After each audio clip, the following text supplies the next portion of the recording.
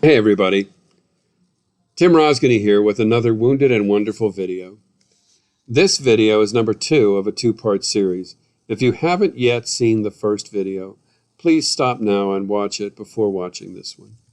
You'll find a link to part 1 in the description below. When we reach adulthood, human beings often get caught up in the tasks and pleasures of daily life. We find jobs, build careers, have romantic relationships, maybe even get married or start a family of our own. We hope to find fulfillment and happiness through our connections and achievements. And we can indeed experience tremendous satisfaction in the work we do. And we can absolutely touch joy as we raise and nurture our children. Still, no matter what we accomplish or acquire, there's something that nags at us, especially in our quietest moments. Some way in which our life doesn't feel quite real, where we don't feel quite real. An emptiness we cannot fill, an itch we can never scratch. It's like we know there's something missing, but we don't know what it is. And that's because there is still a small, scared child at the very core of our being, hiding behind the barrier we placed around our heart, waiting for someone to convince them that it's now safe to start dismantling that barrier. We shut that door so long ago that we don't even remember what it was like when that door was open.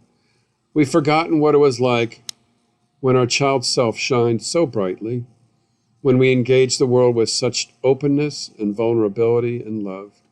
So, getting back to the most basic of basics, the very simple solution to our many and seemingly complex issues is to open up that door that we forgot we even shut. We need to open the portal that lets the light and energy of the universe into us and out of us. At the end of the day, it doesn't really matter what your parents did to you.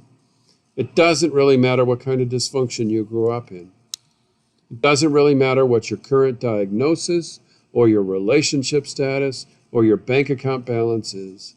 What really matters is whether you are willing and brave enough to reopen your heart. A long time ago, you protected your true self by constructing a barrier behind which you stayed safe as you navigated a world populated by scary, irrational, unpredictable human beings. A world that made no sense. A world that punished you for being a bright and shining light, for being an exuberant child, for being the kind and open and vulnerable and loving spirit the universe always intended for you to be. And you played the game as best as you could, figuring out the rules, or lack thereof, as you went along. You did what you had to do to survive, all the while keeping your true self, your beautiful child heart, locked away somewhere deep inside you.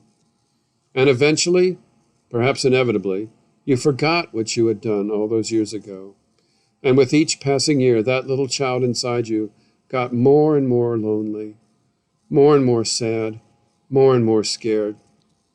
It's time to remember what you had forgotten. It's time to rescue and rediscover that amazing and long-abandoned child inside you. It will likely be the hardest thing you ever do, and the most important, the one great task of your entire lifetime. There is an awesome abundance of light and energy in this world and inside of us, just waiting to fill us up. If only we can open the door to our hearts. And there is a sad and lonely and exhausted and terrified little child inside of us who fervently believes that the only way to stay safe is to keep that door closed at all costs. And then there's this, which makes things even harder. Life is not safe. The world is not safe. The path to healing is not safe. If you open your heart, you'll feel pain. If you open your heart, it will get broken. If you open your heart, you will shed buckets of tears. So, you have to find that small, scared child inside you and tell them that it will be okay to unbar the door to your heart. You have to show them that you will handle it when there are hard things to deal with. That you are a guardian they don't have to hide from or be afraid of. You've basically been living your entire life with a blocked energy portal. When the energy of life, of the universe can't get in to start filling you up, that forces you to live your life like a battery that is slowly depleting, its energy slowly being drained away over time. Is it any wonder you feel so exhausted all the time? If you are brave enough to start dismantling the heart barrier you created so long ago, you will have to constantly reassure that little child that you will not abandon them. Even when they are screaming and crying that it is not safe, you must keep going. If you let them have their way, they will never leave the dubious safety of their lonely cave until their light becomes permanently extinguished. That is how great their fear is. And don't kid yourself.